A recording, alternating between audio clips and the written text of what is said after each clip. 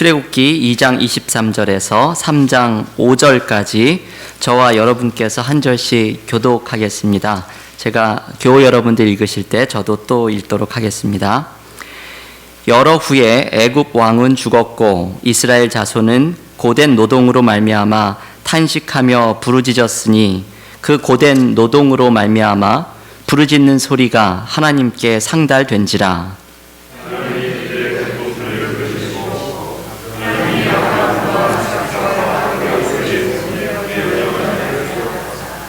하나님이 이스라엘 자손을 돌보셨고 하나님이 그들을 기억하셨더라. 모세가 그의 장인 미디안 제사장 이드로의 양떼를 치더니 그 떼를 광야 서쪽으로 인도하여 하나님의 산 호렙에 이르매 여호와의 사자가 떨기나무 가운데로부터 나오는 불꽃 안에서 그에게 나타나시니라. 그가 보니 떨기나무에 불이 붙었으나 그 떨기나무가 사라지지 아니하는지라.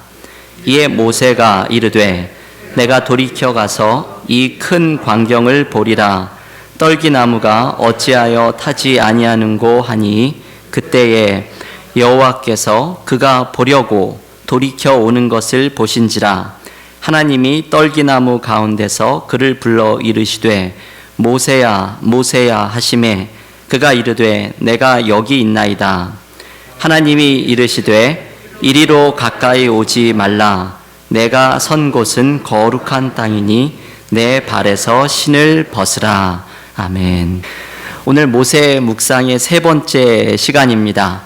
오늘은 모세가 하나님으로부터 소명을 받는 장면을 함께 묵상을 합니다.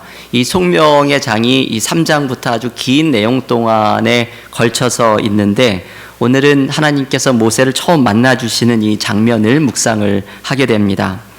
모세가 자신의 열정에 사로잡혀서 이집트 사람을 죽이고 도망을 나온 이후에 미디안 광야에서 대략 40년 정도의 시간을 보냈을 시점에 이 소명의 이야기가 시작이 됩니다. 모세의 나이는 대략 80세 정도가 되었을 것으로 보이는 시점입니다.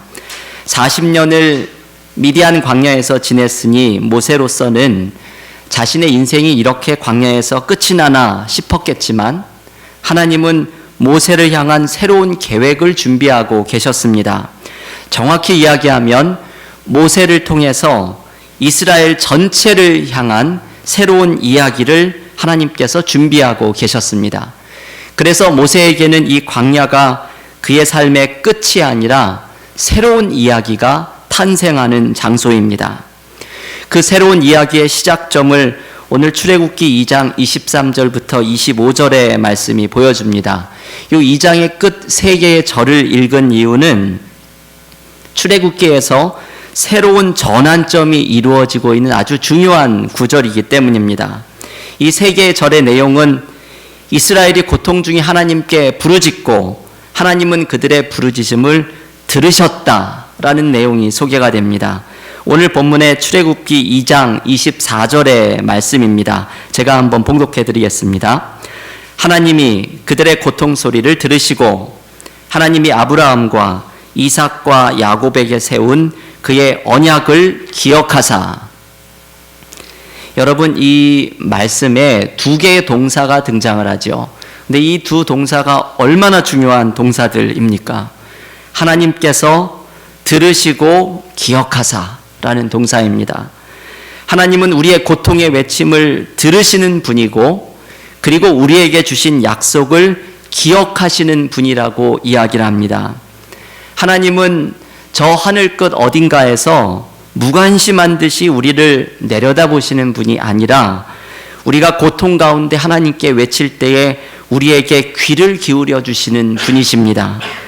하나님이 우리의 외침을 들으실 때에 하나님은 우리를 향한 선한 계획을 기억하시는 분이십니다.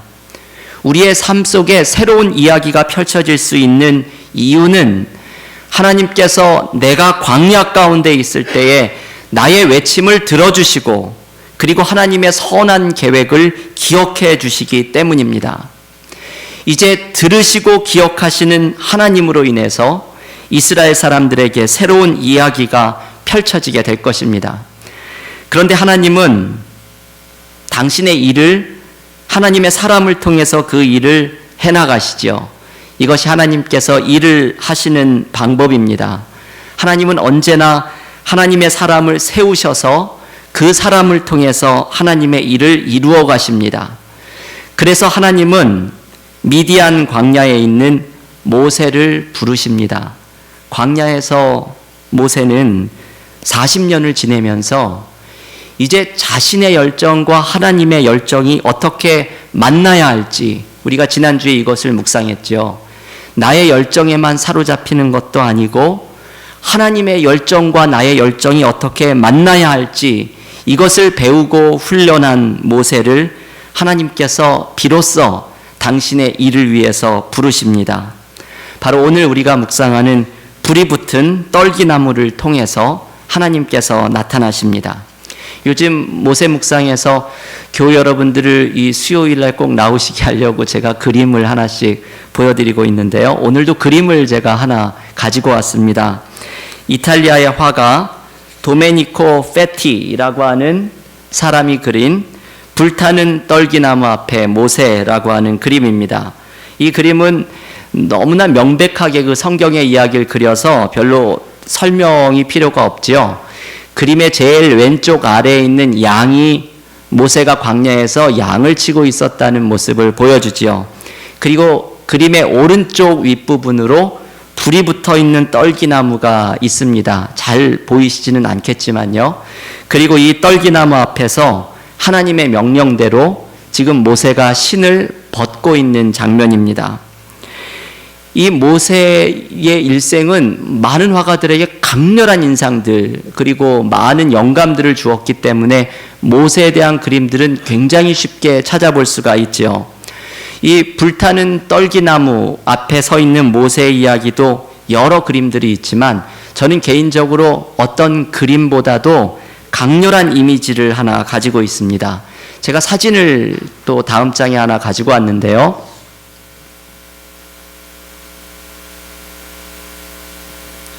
사진이 안 나오나요?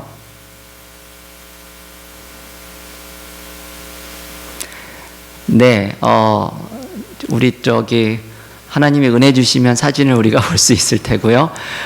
제가 준비해 온 이 사진은 제가 2008년도에 영성 지도자 훈련 과정을 한 해 동안 받았는데 보스턴에 나왔습니다. 네. 제가 영성 지도자 수련을 받는 1년 동안 보스턴에 있는 한 여성 수도원이 그 수련을 받는 장소였는데 이곳은 이제 여성들이 수도를 하는 곳이기 때문에 외부인의 통제가 엄격하게 금지되어 있는 곳이죠. 제가 1년 동안 거기에서 훈련을 받으면서 수도원에 있는 이게 수도원 안에 있는 채플 사진입니다. 여기에서 오랫동안 기도를 늘 갈 때마다 하면서 은혜를 많이 받았는데 제가 1년 동안의 그 영성 지도자 인턴십이 끝날 때에 이것을 제가 카메라를 일부러 가지고 가서 이 채플을 찍었습니다. 왜냐하면 저도 이제 그날 마치고 나가게 되면 여길 다시는 평생 못 들어올 곳이기 때문에 제가 1년 동안 기도하면서 많은 은혜를 받았던 이곳을 기념으로 남기고 싶었습니다. 이 그림의 가장 정면에 있는 보통 십자가가 있어야 하는 곳에 있는 그림 같은 것이 하나 인상적이죠. 그 어느 곳엔가 십자가도 물론 있는데요. 저 앞에 있는 그림은 스테인드 글래스입니다. 이 밖에 있는 게 자연 채광으로 그 스테인드 글래스를 통해서 햇빛이 들어오게 되는데 이 바깥에 있는 햇볕이 들어오면서 나오는 모습이 바로 모세의 불타는 떨기나무입니다. 저 정면에 그 나무의 모양으로 있는 것이 보이죠? 저게 무슨 크리스마스 트리인가 생각하실 수 있지만 모세의 떨기나무를 상징한 것입니다. 햇볕이 강렬하게 쏟아지는 날이면 마치 저 스테인드 글래스가 불타는 떨기나무처럼 변합니다. 이것을 바라보면서 침묵 가운데 기도를 드리고 있으면 마치 모세가 불붙는 떨기나무 앞에 무릎을 꿇었던 것처럼 강렬한 하나님의 임재를 느낄 때가 많이 있었습니다. 저는 오늘의 이 본문의 메시지를 이 사진 하나면 될 것이라고 생각이 들었습니다. 바로 불붙는 떨기나무이죠. 이것 하나를 오늘 묵상을 하려고 합니다. 우리가 모세처럼 불붙는 떨기나무를 경험하는 것입니다. 그런데 한국에서 목회하시는 김기석 목사님이라는 분, 이분이 쓴 책 가운데 광야에서 길을 묻다라는 출애굽기 묵상집에 보면 이분은 이런 말을 합니다. 내가 마치 불붙는 떨기나무처럼 되어야 한다라는 것을 이분은 강조합니다. 이게 참 귀한 묵상이죠. 하나님이 떨기나무에 나타나시는 것만을 경험하는 것이 아니라 내 자신이 바로 불붙는 떨기나무처럼 되는 것, 이것이 참 중요하다는 말씀을 묵상합니다. 내가 불붙는 떨기나무가 된다는 것은 두 가지의 의미를 갖습니다. 하나는 내가 하나님의 임재의 불에 사로잡힌다는 것을 의미합니다. 이게 내가 불타는 떨기나무가 된다는 의미입니다.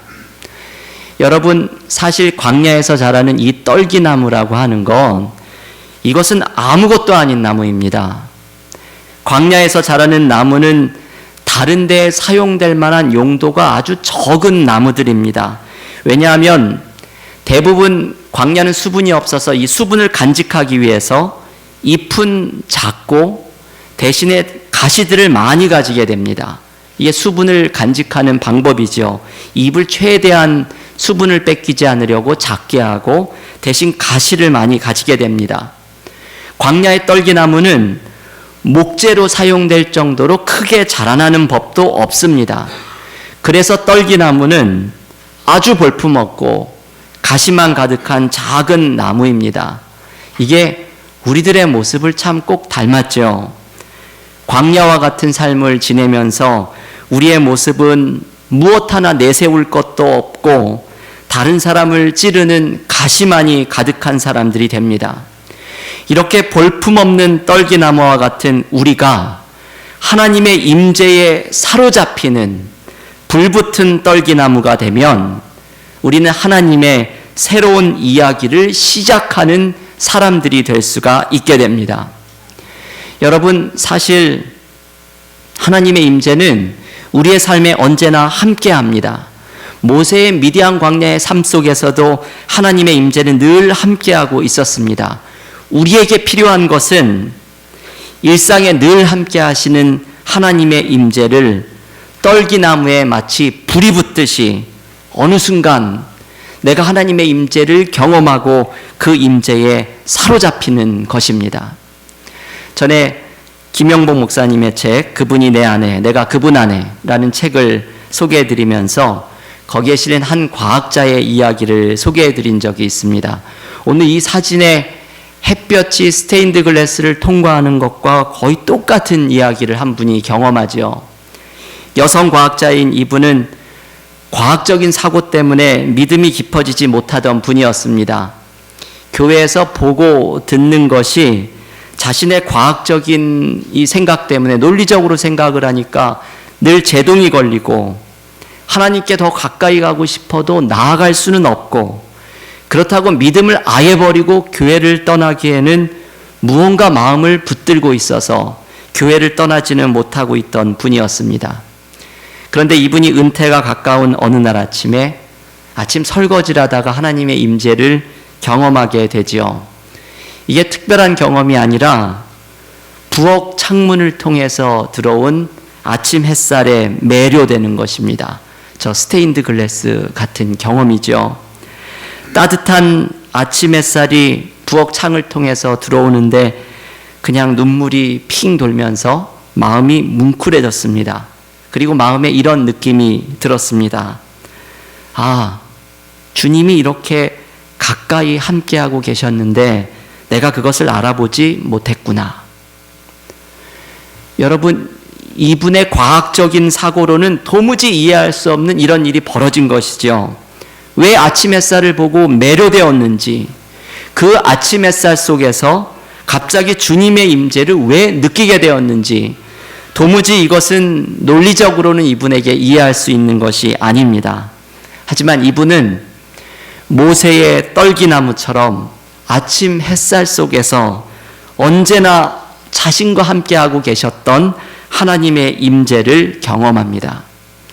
교회 여러분, 우리의 삶에는 하나님의 임재가 늘 함께하고 있습니다. 우리가 언제나 함께 하시는 하나님의 임재를 느끼고 이 임재 속에 사로잡힐 때에 우리의 광야 생활 속에 새로운 이야기가 시작되게 될 것입니다. 우리 모두가 하나님의 임재에 사로잡히는 이 불타는 떨기나무가 되는 것, 이것이 오늘 하나님께서 우리에게 초대하시는 영적인 삶의 모습입니다. 두 번째, 내가 불타는 떨기나무가 된다라는 의미 안에는 내 안에 있는 불필요한 것들이 타버리는 것을 의미합니다. 오늘 출애굽기의 본문에서는 이 떨기나무에 불이 붙었지만 나무가 타지는 않는 장면이 등장하지요. 이 이야기처럼 우리가 하나님의 임재에 사로잡혀 있을 때에도 우리의 본 모습은 타거나 없어지지 않습니다.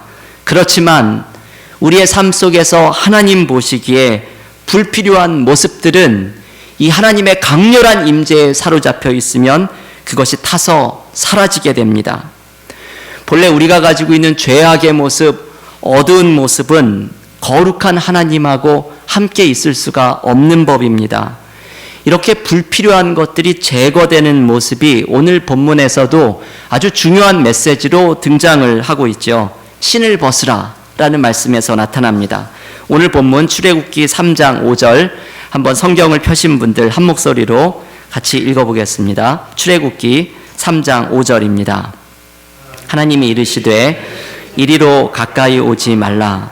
내가 선 곳은 거룩한 땅이니 내 발에서 신을 벗으라. 이 3장 5절이 오늘 하나님이 만나주시는 장면에서 중요한 요절의 말씀입니다. 하나님께서 모세에게 너의 신을 벗어라 라고 말씀하시는 것은 거룩한 하나님께 나아가기 위해서 부정한 모습을 제거하라는 의미입니다. 신을 벗지 않고서는 거룩한 땅에 서지 못합니다. 우리의 어둠이 제거되지 않고는 내가 불타는 떨기나무가 될 수 없습니다. 우리가 하나님의 임재를 간혹 체험하기도 하지만 내가 왜 하나님의 임재에 완전히 사로잡히지 못할까? 저는 이런 생각을 참 많이 합니다. 저는 영성가들의 글을 많이 읽는데 가끔 그런 생각을 많이 들죠. 왜 나는 이분처럼 될 수 없을까? 왜 이분처럼 하나님의 임재에 사로잡히지 못할까? 우리가 하나님의 임재를 경험해도 하나님의 임재에 완전히 사로잡히지 못하는 이유는 우리 안에 죄악과 어두움의 모습이 존재하고 있기 때문입니다. 유기성 목사님이 쓴 나는 죽고 예수로 사는 복음이라는 책에서 제가 한 일본 야쿠자 이야기를 하나 인상적으로 읽었습니다. 어떤 목사님이 일본에 아마 집회를 가셨는지 한 것 같은데요. 일본의 어느 교회에 가서 설교를 하는데 예배 중에 남성 중창단의 특별 찬양 순서가 있었습니다. 근데 찬양을 하러 나온 3명의 남자들이 모두 이 어깨가 떡 벌어지고 그리고 목과 팔에 언뜻언뜻 보이는 문신이 아주 압도적인 비주얼을 가진 사람들이 3명 걸어 나왔습니다. 이 사람들이 전직 야쿠자들이었던 것이죠. 이 목사님이 그 외모에 놀라고 있는데 이분들이 찬양을 시작하니까 더 놀랐습니다. 그 험한 체격에 맞지 않게 찬양하는 목소리가 너무 아름다워가지고 이 목사님이 놀라면서 찬양을 들었습니다. 그래서 이 목사님 표현으로는 눈을 감으면 은혜가 되고 눈을 뜨면 시험에 드는 아주 묘한 특성의 시간을 가졌다고 합니다. 그런데 찬양을 마치고서 그 중에 한 사람이 아주 짧은 간증을 했습니다. 자기들에게는 3가지의 공통점이 있다는 것이죠. 하나는 3사람이 모두 야쿠자였다는 것, 또 하나는 아내가 모두 한국 사람이라는 것, 이 한국인 부인들이 모두 예수님을 잘 믿어서 남편들을 이 악의 수렁에서 구해달라고 예수 믿게 해달라고 금식하면서 기도를 해서 결국 자기들도 예수를 믿게 되었다고 말합니다. 그리고 3번째 공통점은 하면서 말하면서 세 사람이 모두 왼손을 펼치는데 세 사람 모두 새끼손가락이 없었습니다. 새끼손가락이. 예수를 믿고 야구절을 나오려고 하니까 두목이 탁자에 칼을 꽂더랍니다. 그 칼로 자기들의 손가락을 자르고서야 조직에서 나오게 되었다고 합니다. 이 간증을 듣고서 설교를 갔던 목사님이 오히려 큰 은혜와 도전을 받고서 자신의 교회에 돌아와서 교인들에게 이 간증을 전해주면서 이렇게 물었다고 합니다. 교우 여러분, 우리는 예수님을 믿고 따르기 위해서 무엇을 잘라내었습니까? 이게 조금 극단적인 이야기이기는 하죠. 그렇지만 여러분, 이 이야기가 주는 메시지는 참 귀한 말씀입니다. 우리는 갈라디아서 2장 20절 말씀처럼 내가 죽고 내 안에 예수가 사신다 말하는데 과연 나는 무엇을 잘라내었습니까? 오늘 하나님께서는 모세에게 신을 벗으라 말씀하시는데 과연 나는 무엇을 벗어던졌습니까? 우리가 하나님의 임재로 아직도 불타오르고 있지 않는 이유는 하나님의 임재로 가까이 나아가지 못하게 하는 무언가 어두운 것이 우리의 삶에 있기 때문입니다. 교우 여러분, 오늘 우리에게 주시는 말씀은 아주 단순한 한 가지입니다. 불붙은 떨기나무가 되십시오. 나는 비록 떨기나무처럼 보잘것없고 가시투성이인 사람이지만 내 삶에 지금도 함께 하시는 하나님의 임재로 가득 채우는 불붙은 떨기나무가 되면 내 삶에 하나님께서 펼쳐내시는 새로운 이야기가 시작될 것입니다. 내가 하나님의 임재로 불타오르기 위해서는 내 신을 벗어야 합니다. 내 안의 어두움과 죄악된 모습을 벗어버려야 내가 하나님의 임재에 완전히 사로잡히는 불붙은 떨기나무가 될 수 있습니다. 오늘 이 저녁에 모세에게처럼 오늘 하나님께서 모세의 이름을 2번 부르시죠. 모세야, 모세야. 오늘 모세에게처럼 우리의 이름을 부르시는 하나님의 임재 앞에서 내가 불붙은 떨기나무가 되어서 하나님이 열어가시는 새로운 이야기를 삶에서 경험하는 축복이 넘치기를 주님의 이름으로 간절히 축원합니다.